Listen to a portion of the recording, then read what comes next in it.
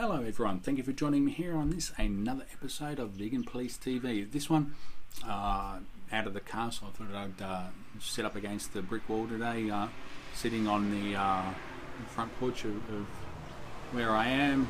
Cars go past, there might be a bus or a truck coming by soon. It's rubbish day today as well, so you may hear rubbish trucks. So anyway, this one is a little bit of a short one that I wanted to do.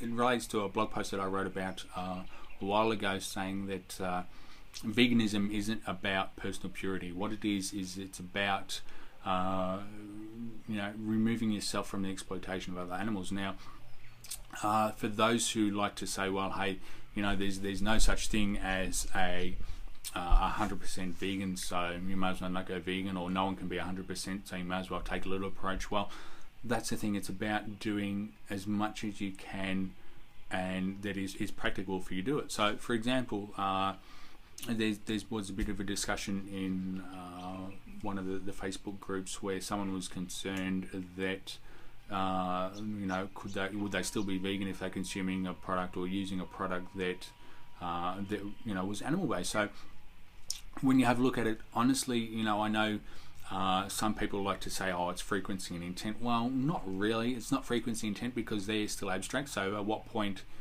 is the frequency too much, and then at what point is it the intent? So I mean, if it's a deliberate intent, well, that is something that needs to be questioned. Whereas if it was an accidental one, well, there was no intent behind it. So with regards to that, my thoughts on that was that depends on whether it's something that is a compulsion that you're compelled to do, or whether it's something that's convenient. So using examples, when I first started driving trucks, there were no safety boots, and that was one of the things, is that when you go to warehouses and things like that, is that you're required to wear Australian standard steel cap boots, so safety boots. So there were a couple of pairs on the market. They didn't have the Australian safety standards, even though they were done to a European standard. There wasn't an Australian standard.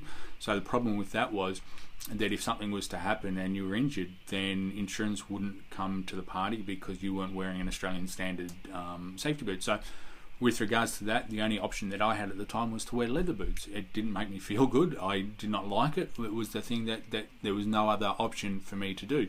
Then Dunlop Volleys came out with their little white volley shoes that had steel caps. As soon as they came out in the market, bang, all over them like a rash. So there's the thing. Same as if I was in the Defence Force as well when I went vegan, and it was the thing is that in Defence Force you have to wear leather shoes, you have to wear wool jumpers and things like that. So to that part, then I did, I was able to sort of customize the meal. So when I went out bush and all that sort of stuff, I always, because I was in vehicles most of the time, I always took what I had, what I was able to consume. So whether it was baked beans or just plain noodles and things like that, so I was able to do that. And at that point in time, coffee was my saviour as well. So having black coffee out bush was spectacular. And I used to, for those who know me, they know that I love my coffee. So I had a little bush kit that I'd take on my little camp stove, had a little pouch on my webbing that had a little fold-up gas stove, and there was in the backpack there was a little espresso brew kit thing. So I'd take that out, which, for those of you who have spent any time away from coffee, you will know that nothing beats the taste of proper coffee opposed to instant boring stuff. So. And then that was one of the things that's what I did. A bit later on after that, if there's a reason why you have to wear leather, then you can get away with it, because then it's not something that you're that you're doing out of convenience. So an exact example of something that would be convenience is, it's just convenient to consume that bottle of wine, even though it does say it may contain, it has been used traditional traditional methods using dairy and fish and some products that may remain. While you're doing that, it says it on the label that it's been used, it's animal products have been used. That's only a matter of convenience, so that you're going to consume that one. Same goes for makeup. If you're, oh no, that's a particular brand of makeup, yeah, it's got a little bit of lanolin in it, but I really like it. Well, while makeup is a personal thing, and some use it for for particular reasons, most of it is a vanity thing. I'm not saying everything is, so please don't jump up and down.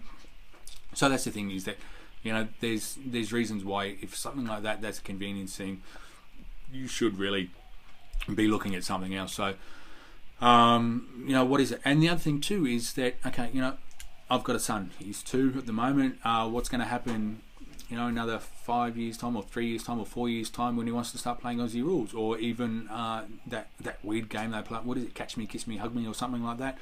The AFL guidelines say it has to be a leather match grade ball. They're not going to use anything else that's not leather. So I want to play football with him. What about football boots? I'm not aware, because I haven't felt the need to go look for it, because it's not something I have to worry about at the moment. Are there any decent quality football boots that aren't made from leather? If there isn't, well, what choice do I have? I can either turn around to my son and say, listen, mate, you can't play football, so you're just going to have to sit on the sidelines because of this? Or do I make the decision, yeah, it's not something I'm comfortable with? As soon as another product comes on the market that is leather free or fully synthetic or something like that, we will be using that. So that is the thing. It doesn't make me not vegan. Well, it's as far as practicable, and it's for my son, it's not practical for him to turn around to him. And this is only a hypothetical, because it's not a discussion that I'm having with him at the moment. So this is the thing. It's not practical to turn around to him and say, well, no, you can't play football because you're using a leather football. Well, then what happens when we drive a car? Oh no, you can't get in the car because it's got leather seats. Oh no, you can't sit in, you can't go to your grandma's place because she's got a leather couch. Oh no, you can't do this. That's to the point where it becomes impractical, and that's what does tend to give vegans a lot of bad names. I've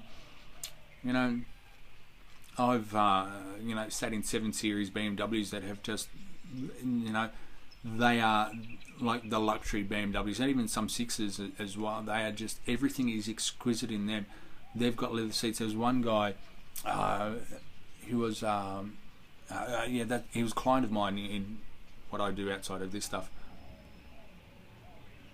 and he'd just bought one and took me for a drive on it, because at that point in time, everyone loves BMWs and go fast cars, and that was the thing. It took, you could smell the leather in that, so it was a bit of a feeling of discomfort. I wasn't going to turn around to him and say, well, no, I can't do that because it's got leather seats. Well, he wants to show something off. So anyway, that being said, so those who do say that it is all about personal purity, they're doing it from a point of either trying to bully people into consuming animal products, or doing it from a point of to excuse their own consumption of animal products. So that being said, no level of personal purity, you do as much as you can that is practical. If your circumstance, if it's a matter of convenience, then yeah, you do need to be held accountable for what you're doing. If it's something of practicality, whether it's medication, life and death medication, or something that you need, not even life and death, whether it's pain relief medication or something like that, then it's something that you need to either consult your doctor about. I mean, I've been on medication, haven't even thought about talking to the doctor and saying, hey, I need something plant-based. Got home, had a look at the bottle, and it says, oh, it contains this and this, and it's just, it's something that I didn't think about at the time. So I learnt the lesson then. Next time I had the conversation with the doctor and had to get a prescription filled, oh, hey, listen, are you aware of a product that doesn't have animal product, another suitable prescription that doesn't have animal products in it? So anyway, so that's all being said and done. Don't take it as a personal purity thing, especially if you're new vegan. Don't think that you have to be 100% vegan. And same thing is that if you've got old clothes that you had in your pre-vegan days that are leather and all that sort of stuff, can you still wear them? Can you still use them? Well, that's something that you need to discuss within yourself. I don't think it is practical if you've, even if you're 19 and you've gone vegan overnight, that you've probably still got products that aren't vegan. So is it practical for you as a 19-year-old to say, I'm going to get rid of half my wardrobe and do it that way? Yeah, you can give it to charity or sell it off and then use that money to buy vegan suitable products. Well, the problem with that is though that you're becoming consumerist, and that's so you're putting a greater demand on resources. that's something that you'll have to answer within yourself and find an answer that you're comfortable with. So what else is there? Yeah, personal purity. It's just done by people that want to bully you into accepting their consumption of animal products, or they're trying to distract attention away from that. So anyway, that's my thoughts on that. What do you think? Leave your comments down below. Thumbs up, thumbs down. Subscribe if you haven't subscribed. There is a link to my email list, or you can find that out by going to veganplease.tv/subscribe or newsletter. I can't remember which one it is at the moment, but if you try both of them, they'll work to the same thing. So anyway, that being said, this is about it for the end of the show now. My name's Cameron Blewett. This was another episode of Vegan Police TV. And remember, don't fear the vegan police. We're here to help. Bye for now.